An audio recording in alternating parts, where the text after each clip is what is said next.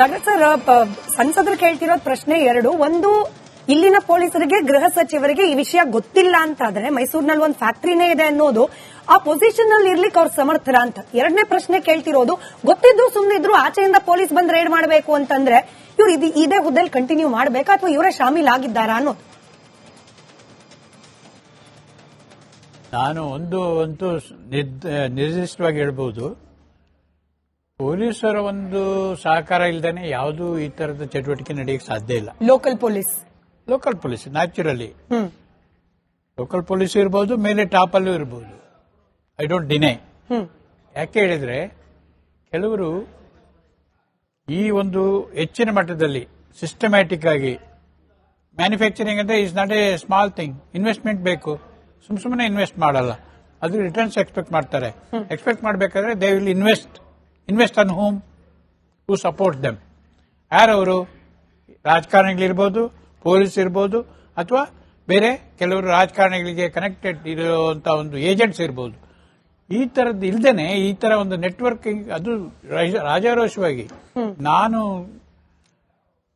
ಕೆಲಸಕ್ಕೆ ಸೇರಿದಂತ ಒಂದು ವರ್ಷ 77ನೇ ಇಸ್ವಿ. ಆವಾಗಲೇ LSD ಟ್ಯಾಬ್ಲೆಟ್ಸ್ ಅನ್ನ ಗುಂಡ್ಲುಪೇಟೆಯಲ್ಲಿ ತಯಾರಿ ಮಾಡ್ತಿದ್ರು. ದೇವರಾಜ ಅರಸರು CM. ಆಗ ದೊಡ್ಡ ಸುದ್ದಿ ಅದು. ಅಂದ್ರೆ ಆ ಪ್ರಾಂತ್ಯದಲ್ಲಿ ಇನ್ನೂ ಅದು ಪ್ರಚಲಿತವಾಗಿದೆ, ಇನ್ನೂ ವೃದ್ಧಿ ಆಗ್ತಾ ಇದೆ ಅಂತೇಳಿ ನನಗೆ ಅನಿಸ್ತದೆ. ಅದು ಕಾರಣ ಪೊಲೀಸರು ಬಹುತೇಕರು ಅದರಲ್ಲಿ ಶಾಮೀಲ್ ಇರಬಹುದು. ನಾನು ಇಲ್ಲ ಅಂತ ಹೇಳಿದ್ರೆ ಅವರು ಪ್ರೊಆಕ್ಟಿವ್ ಆಗಿ ಮಾಡಬೇಕು. ನಿಮಗೆ ಗೊತ್ತಿದ್ದಾಗೆ ಮೈಸೂರಲ್ಲಿ ಬಹಳ ಆಕ್ಟಿವಿಟೀಸ್ ನಡೀತದೆ. ಯಾಕೆಂದ್ರೆ ಅದೊಂದು ಟೂರಿಸ್ಟ್ ಪ್ಲೇಸ್. ಎಲ್ಲಿ ಜನ ಮೋಜು ಮಸ್ತು ಮತ್ತು ಟೂರಿಸಂ ಬರ್ತಾರೆ ಅಲ್ಲಿ ಇದಕ್ಕೆ ಮಾರ್ಕೆಟ್ ಜಾಸ್ತಿ ಇರುತ್ತೆ. ಜೊತೆಗೆ ಸ್ಟೂಡೆಂಟ್ ಕಮ್ಯುನಿಟಿನೂ ಜಾಸ್ತಿ ಇದೆ ಅಲ್ಲಿ. ಇನ್ನು ಬೇರೆ IT-BT ಸೆಕ್ಟರ್ಸ್ ನೋಡಬಹುದು ನೀವು, ಎಲ್ಲಿ ಸ್ಟೂಡೆಂಟ್ಸ್ ಇರ್ತಾರೆ. ಫಾರ್ ಎಕ್ಸಾಂಪಲ್ ಈ ಕ್ರೈಸ್ಟ್ ಕಾಲೇಜ್ ಇಂಥದ್ದು ನಾನು ಆ ಒಂದು ಪ್ರದೇಶದಲ್ಲಿ ಕೆಲಸ ಮಾಡಿದಂಥ ಸಂದರ್ಭದಲ್ಲಿ ಸಣ್ಣ ಕಿರಾಣಿ ಅಂಗಡಿಗಳಲ್ಲಿ ಕೊಡ್ತಾ ಇದ್ರು. ಅದಕ್ಕೆಲ್ಲ ಸಪ್ಲೈ ಮಾಡ್ತಾ ಇದ್ದಿದ್ದು ದೊಡ್ಡ agents in the sense they had some links with the politicians. ಈ ತರ ಆಗಿ ಅವ್ರನ್ನ ಯಾರು ನಿಬಂಧನೆ ಮಾಡ್ತಾರೆ ಅವರ ಮೇಲೆ ಪೊಲೀಸ್ ಆಫೀಸರ್ಸ್ ಮೇಲೆ ಒಂದಲ್ಲ ಒಂದು ರೀತಿ ಅಡ್ಡ ಹಾಕುವಂತ ಕೆಲಸಗಳು ಮಾಡ್ತಾರೆ. ಟ್ರಾನ್ಸ್ಫರ್ ಮಾಡ್ತಾರೆ ಅಂತ ಅಧಿಕಾರಿಗಳನ್ನ, ಇಲ್ಲ ಅವರನ್ನ ಎದುರಿಸ್ತಾರೆ. ಈ ತರ ಆದಾಗ ಏನು ಹೋಮ್ ಮಿನಿಸ್ಟರ್ ಓಪನ್ ಆಗಿ ಹೇಳ್ಬೇಕಿತ್ತು, whoever is concerned, let it be a commissioner or serve down below or anybody even above them, we will deal with them firmly ಅಂತ. ಏನು ನಾವು ಒಂದು ಸಣ್ಣ ಒಂದು ಪ್ರಸಂಗ ನೋಡಿದ್ವಿ, ಏನು RCBದು ಕಮಿಷನರ್ಗೆ ಸಸ್ಪೆಂಡ್ ಮಾಡಿದ್ರು. ಇದ್ರಲ್ಲಿ ಏನ್ ಮಾಡ್ತಿದ್ರಿ? Because this is more dangerous than that. It is killing alive. ಜೀವಂತ ಕೊಲ್ಲುವಂತ ವಸ್ತು ಇದು. ಯಾರಿಗೆ? ಎಸ್ಪೆಷಲಿ ಯುವ ಜನತೆಗೆ this is nothing but another form of terrorist activities. Terrorist activities is being done in one form or the other. ಅಂದ್ರೆ ಇದು ಒಂದು ಫಾರಮ್, ಇದು ಒಂದು established form against whom? Those who are innocent boys and girls of teenagers. ಅವರಿಗೆ ಪಾಪ ಹಿಂದೆ ಮುಂದೆ ನೋಡಲ್ಲ, ಒಂದು ಕ್ಷಣಾರ್ಧಕ್ಕೆ ಏನೋ ಒಂದು ಮೋಜು ಮಸ್ಸು, ಒಂದು ಖುಷಿ ಬರ್ತದೆ, ಆ ಒಂದು ಎನರ್ಜಿ ಬರ್ತದೆ ಅಂತ ಒಂದು ಕಾರಣಕ್ಕೆ. ಆ ಎನರ್ಜಿ ಎಷ್ಟು ದಿವಸ ಬರ್ತದೆ? ಕಾಲಕ್ರಮೇಣ they will become useless. Vegetables ಆಗಿ ಹೋಗ್ತಾರೆ. ಲೋಕಲ್ ಪೊಲೀಸರಿಗೆ ಇರ್ಲಿಕ್ಕಂತೂ ಸಾಧ್ಯತೆಗಳು ಕಡಿಮೆ, ಸಾಧ್ಯನೇ ಇಲ್ಲ. ನನಗೆ ಗೊತ್ತಿದ್ದ ಹಾಗೆ, ಯಾಕೆ ನಾನು 37 ವರ್ಷ ಕೆಲಸ ಮಾಡಿದ್ದೀನಿ ಪೊಲೀಸ್ ಇಲಾಖೆಯಲ್ಲಿ, ಸಾಧ್ಯನೇ ಇಲ್ಲ. ಲೋಕಲ್ ಪೊಲೀಸ್ ಕನೆವೆನ್ಸ್ ಇಲ್ಲದೆ ಮಾಡ್ಲಿಕ್ಕೆ ಸಾಧ್ಯನೇ ಇಲ್ಲ. ಈಗ ನೀವು ಪೊಲೀಸ್ ಒಂದು ಇನ್ಚಾರ್ಜ್ ಮಂತ್ರಿಯಾಗಿ ಹೇಳಿಕೆ ಯಾವ ತರ ಕೊಡಬೇಕು? ಯಾರೇ ಇರಲಿ ಅವರಿಗೆ ಶಿಕ್ಷೆ ಮಾಡಬೇಕು. ಯಾಕೆ ಅಂತ ಹೇಳಿದ್ರೆ, unless until you take a prompt action against those concern, you cannot prevent it. ಎಲ್ಲಿ ತನಕ ನೋಡಿ, ಈಗ ಲಾ ಅಂಡ್ ಆರ್ಡರ್ ಪ್ರಾಬ್ಲಮ್ ಬಂದಾಗ ಎಲ್ಲರೂ ಯೋಚನೆ ಮಾಡ್ತಾರೆ, ಒಂದು ಹೊಸ ವರ್ಷದ ಆಚರಣೆಗೆ ಎಷ್ಟೊಂದು ಪೊಲೀಸ್ ಹಾಕಿದ್ರು ಕ್ರಮಬದ್ಧವಾಗಾಯ್ತು, ಶಾಂತಿಯುತವಾಗಾಯ್ತು. ಆ ರೀತಿ ಈ ಡ್ರಗ್ಸ್ಗೆ ಮಾನ್ಯ ಗೃಹ ಸಚಿವರೇ ಸ್ಟೇಟ್ಮೆಂಟ್ ಕೊಟ್ಟಿದ್ದಾರೆ, 0 ಟಾಲರೆನ್ಸ್ ಅಂತ.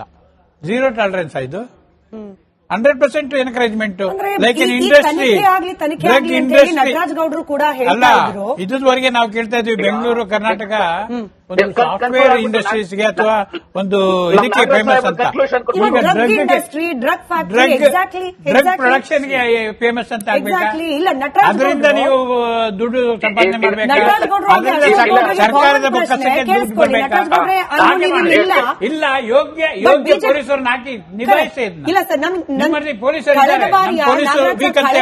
ಕಳೆದ ಬಾರಿ ಮಹಾರಾಷ್ಟ್ರ ಪೊಲೀಸರು ಬಂದ ಸಂದರ್ಭದಲ್ಲಿ ಲೋಕಲ್ ಪೊಲೀಸ್ ಮೇಲೆ ಏನ್ ಆಕ್ಷನ್ ತಗೊಂಡಿದ್ರು ಅನ್ನೋದನ್ನ ಮಾತ್ರ ನಾನು ಪ್ರಸ್ತಾಪ ಮಾಡ್ತೀನಿ. ನಟರಾಜ್ ಗೌಡ ನೀವು ಸ್ಟುಡಿಯೋದಲ್ಲಿಲ್ಲ,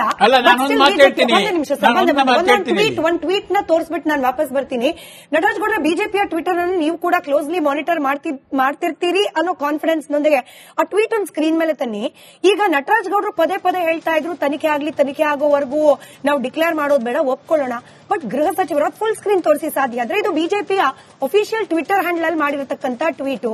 ತನಿಖೆ ಆಗೇ ಇಲ್ಲ, ಅಷ್ಟು ಬೇಗ ಡಿಕ್ಲೇರ್ ಮಾಡಿಬಿಟ್ರು. ಇದೊಂದು ಫಿನಾಯಿಲ್ ಅಂಗಡಿ.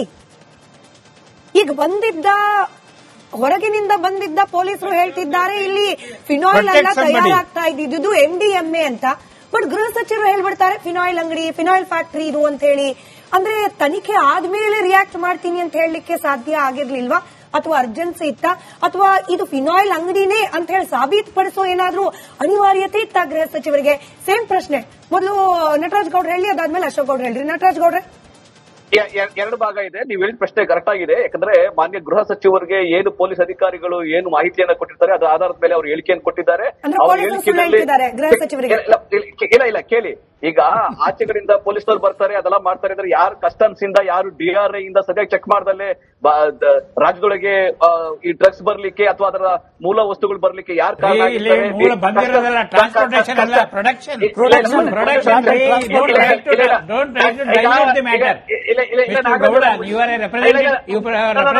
ಗವರ್ಮೆಂಟ್ ಅಂದ್ರೆ ದಟ್ಟು ರೂಲಿಂಗ್ ಪಾರ್ಟಿ ಅಂದ್ರೆ you should be more responsible.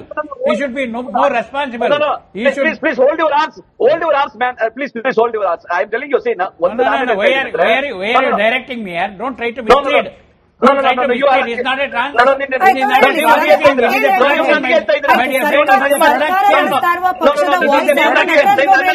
It's condemnable. Nagaraj ಅವರೇ, ನೀವು ನನಗೆ ಹೇಳ್ತಾ ಇದ್ದೀರಾ? ನಿಮ್ಗೆ ಹೇಳ್ತಾ ಇದ್ದೀನಿ, ಜನರಿಗೂ ಹೇಳ್ತಾ ಇದ್ದೀನಿ. ಜನರಿಗೂ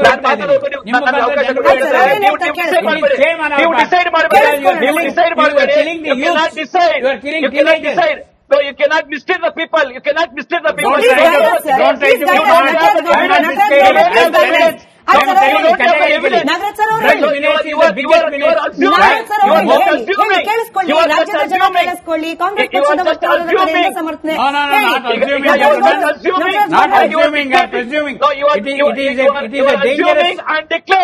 And you are assuming and declaring. Where is the investigation without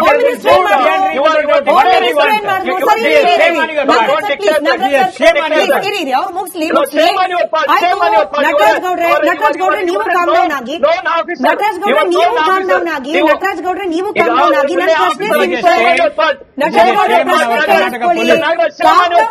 listen to the question. Nataraj ಗೌಡ್ರೆ, ನಿಮ್ಗೆ ಪ್ರಶ್ನೆ ಕೇಳಿಸ್ಕೊಳ್ಳಿ. ನಿಮ್ದೇ ಪ್ರಶ್ನೆ ಕೇಳಿಸ್ಕೊಳ್ಳಿ. Correct. Nagaraj sir, please let him speak.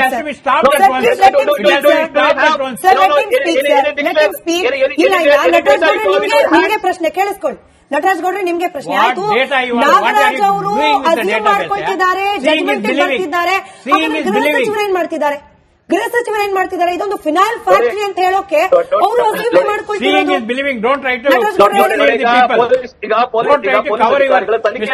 ತನಿಖೆ ಆಗ್ದಲೆ ಪೊಲೀಸ್ ತನಿಖೆ ಆಗ್ದಲೆ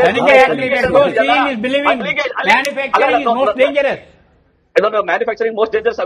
We know that's why police have booked 3,000 cases in last 2.5 years. We know that. Don't go by number data.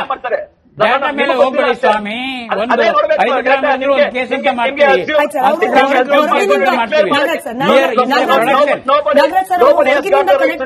ಇಬ್ರು ಒಟ್ಟಿಗೆ ಮಾತನಾಡಿದ್ರೆ ಆಡಿಯನ್ಸ್ ಕ್ಲಿಯರ್ ಆಗ್ತಾರೆ.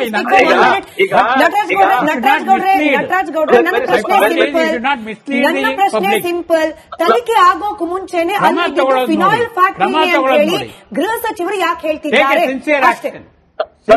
ಗೃಹ ಸಚಿವ ಈಗ ಏನು ಫಸ್ಟ್ ಇನ್ಫಾರ್ಮೇಶನ್ ಗೃಹ ಸಚಿವರು ಬಂದಿದೆ ಅದನ್ನು ಹೇಳಿದ್ದಾರೆ. ಆದ್ರೂ ಪೊಲೀಸ್ ತನಿಖೆ ಮಾಡ್ತಾ ಇರ್ತಾರೆ. ಇನ್ ಡೀಟೇಲ್ ಆಗಿ ಮಾಹಿತಿ ಸಂಪೂರ್ಣ ವರದಿ ಕೊಡ್ತಾರೆ. ಇವತ್ತಿನ ಮೇಲ್ನೋಟಕ್ಕೆ ಏನ್ ಬಂದಿದೆ ಮಾಹಿತಿ ಅದನ್ನ ಗೃಹ ಸಚಿವರು ಹೇಳಿದ್ದಾರೆ. ಅದು ಬಿಟ್ಟು ಬಿಜೆಪಿಗೆ ಇಷ್ಟ ಬಂದಂಗೆ ಅಥವಾ ಮಿಸ್ಟರ್ ನಾಗರಾಜ್ ಅಂತಹ ಅಧಿಕಾರಿಗಳಿಗೆ, ಮಾಜಿ ಅಧಿಕಾರಿಗಳಿಗೆ ಇಷ್ಟ ಬಂದಂಗೆ ಹೇಳಲಿಕ್ಕೆ ಸಾಧ್ಯ ಆಗೋದಿಲ್ಲ. ಪೊಲೀಸ್ ಇಲಾಖೆ ಮೇಲೆ ನಮಗೆ ನಂಬಿಕೆ ಇದೆ, ನಮಗೆ ನಂಬಿಕೆ ಇದೆ, ನಮಗೆ ನಂಬಿಕೆ ಇದೆ. ಈ ಗೃಹ ಇಲಾಖೆ ಮೇಲೆ ನಂಬಿಕೆ ಇದೆ. ಯಾಕಂದ್ರೆ 3,000 ಕೇಸ್ಗಳನ್ನ 2.5 ವರ್ಷಗಳಲ್ಲಿ ಸುಮ್ನೆ ಅವರು ಬೇಸಿಲ್ಲ ಅಥವಾ ಇದ್ದಿಲ್ಲ. ಅವರು ಯಾಕೆ ಗುಜರಾತ್ ಇಂದ ಬರೋ ಯಾವ ತರ ಕಸ್ಟಮ್ಸ್ ಇಂದ ಅದು DRI ಇಂದ ತಪ್ಪಿಸ್ಕೊಂಡು ಯಾವ ರೀತಿ ಬರ್ತಾ ಇದೆ ಕರ್ನಾಟಕಕ್ಕೆ ಅಂತ ಪೊಲೀಸ್ ಇಲಾಖೆಗೆ ಗೊತ್ತು. ಅದು ಮಿಸ್ಟರ್ ನಾಗರಾಜ್ ಅವ್ರಿಗೆ ಗೊತ್ತಿಲ್ಲ, ಅದು ನಾವೇನು ಮಾಡ್ಲಿಕ್ಕೆ ಸಾಧ್ಯ ಆಗೋದಿಲ್ಲ. ನಾನು ಮತ್ತೊಮ್ಮೆ ಹೇಳ್ತಿದ್ದೀನಿ ಸರ್, ನಾವು ಆದ್ರೂ-